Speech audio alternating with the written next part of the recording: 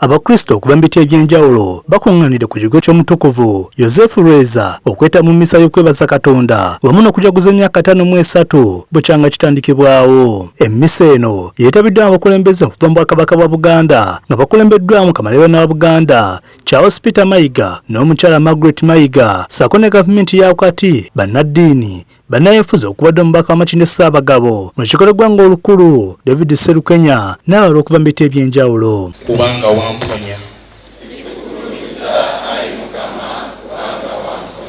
Emmisa eno ey'ekitiibwa ekulembeddwamu omwepiskopi w'essaza ly'e Kasona Luweero Lawrence Mukasa ng'ayambibwako obwannamukulu w'ekifo kino Reverend Father Emmanuel Sewanyana ne bannaddiini abalala. Bw'abadde ayigiriza omwepiskopi w'essaza lya Kasona Luweero Lawrence Mukasa asoose kusaalisa Abakristu olw'okufiira Paapa n'abakubiriza okusabira enteekateeka z'okulonda Paapa omuggya zitambule bulungi. Ono akubiriza Bannayuganda okusonyiwagana olwo eggwanga lyaffe lisobole okutebenkeramu emirembe naddala nga twolekera akalulu ka bonna aka 2026. Ono yeebazizza Katikiro Charles Peter Mayiga olw'okuwagira enteekateeka z'Ekereziya bw'atyo n'abakubiriza okukola beewala okusabiriza. Katikiro wa Buganda Charles Peter Mayiga mu kwogera kwakyomedde gavumenti olw'okulwawo okumaliriza enguudo n'obutasaawo bupande bw'erambika abantu nga kino kyaviiriddeko ne mutabani wa Mugaga Sudir Paleria okufa. Tusaasira ne munnaffe Sudir Paleria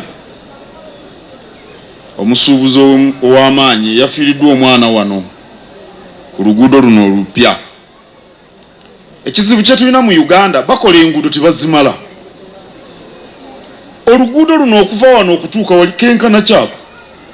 Wano waliwo abantu b'endabye abatambudde mu nsi nnyingi. Buno obuguudo bwaffe butono nnyo bwe buti. Tebamala kukola nguudo. Ate bagenda okuzitandika nga ssente bazirina. Tebateekawo bupande bulabula bantu. Akapande kalina kubeerawo mayiro namba nga kaaka ekiro omuntu n'akalaba n'amanya nti eri gye ngenda waliyo obuzibu. Ntera okuyita wano ebunnamwaya, akaguudo k'ebunnamwaya mukalaba bakoze akaguudo okuva wano oba wazana wano ne bakolakola obuguudo. Kuliko ebigomagoma ku mabbali g'oluguudo, kuliko ebinnya. Obwo obuguudo bwa ssente mmeka obutaggwa. Omwana wa myaka 35 n'afa.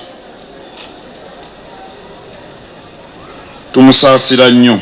Kamalabi yonna avumiridde ebikolwa by'okuwamba Bannayuganda ne batulugunyizibwa ebitagambika. Ow'omumbuga akubiriza abantu ba Kabaka okussa mu nkola obubaka bwa Ssaabasajja Kabaka obw'amazuukira ga Yesu Kristo. Bwannamukulu w'ekifo kino Reverend Father Emmanuel Sewanyana yeebazizza bonna abeete mu mmisa eno ekitiibwa. Omubaka w'Amakindye Ssaabagabo David Sserukenya alaze obwennyamivu olw'obumenyi bw'amateeka obukolebwa abakuumaddembe abali ku ludda oluvuganya. Ekigo kino ekya St. Joseph Catholic Parish kyatandikibwa mu mwaka gwa 1972 era nga kikolebwa ebisomesa 10.